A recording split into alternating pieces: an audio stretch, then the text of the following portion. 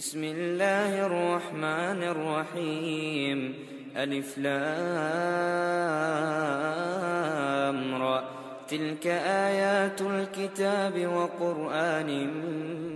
আমাদের আজকের অনুষ্ঠানে আমরা এসেছি যুক্তরাষ্ট্রের রাজধানীতে স্মিথসোনিয়ান জাদুঘরের একটি অংশ ফ্রিয়ার স্যাকলার গ্যালারি, সেই গ্যালারিতে। এই গ্যালারির ভেতরে একটি অভূতপূর্ব প্রদর্শনী চলছে। এই প্রদর্শনীতে স্থান পেয়েছে বিশ্বের বিভিন্ন দেশ, এশিয়ার বিভিন্ন দেশ থেকে আনা ৭০টি পবিত্র কোরআন শরীফের পাণ্ডুলিপি। সেই পাণ্ডুলিপিগুলোতে আমরা দেখব ক্যালিগ্রাফি বা হস্তলিপির যে শিল্প রয়েছে, সেই শিল্প কিভাবে প্রতিফলিত হয়েছে।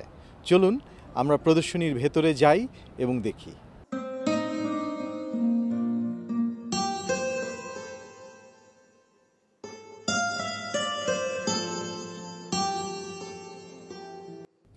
ইতিহাসের তথ্য অনুযায়ী নবী করিম সাল্লাল্লাহু আলাইহি ওয়াসাল্লামের জীবনে স্রষ্টার কাছ থেকে আসা পবিত্র কোরআনের বাণী বা ওহী নাজেল হতে শুরু করে ৬১০ খ্রিস্টাব্দে হেরা পর্বতে জিব্রাইল আলাইহিসসালামের মাধ্যমে।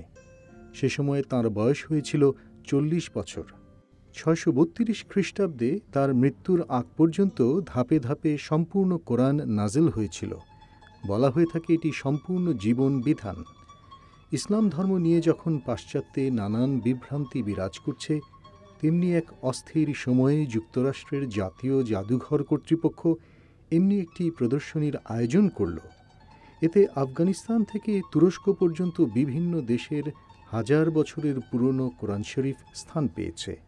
অষ্টম শতক থেকে অষ্টাদশ শতক পর্যন্ত দুর্লভ এসব পাণ্ডুলিপির অনেকগুলোই তুরস্কের ইস্তানবুলের একটি জাদুঘর থেকে আনা হয়েছে। ক্যালিগ্রাফি বা হস্তলিপির যে শিল্পের চর্চা দীর্ঘকাল ধরে চলে আসছে, তারই এক অসাধারণ নিদর্শন এই প্রদর্শনী।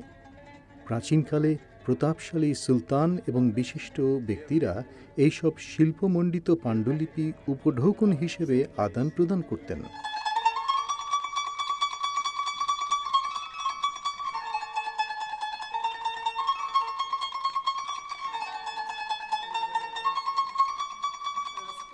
এই প্রদর্শনীর একটি বিশেষ দিক হল কোরআন শরীফের কিছু কিছু আয়াত অনুবাদ করে ইংরেজিতে দিয়ে দেয়া হয়েছে, যাতে করে পর্যটকেরা এই ধর্মগ্রন্থের অর্থ সম্পর্কে একটি ধারণা করতে পারেন। খ্রিস্টান এবং ইহুদিদের ধর্মগ্রন্থের সাথে কোরআন শরীফের মিলগুলো বিশেষভাবে তুলে ধরা হয়েছে। যেমন ইব্রাহিম আলাইহিসসালাম, ঈসা আলাইহিসসালাম এবং মা মেরি সম্পর্কে কোরআন শরীফে যেসব আয়াত রয়েছে, সেগুলো এখানে অনুবাদ করে দেয়া হয়েছে।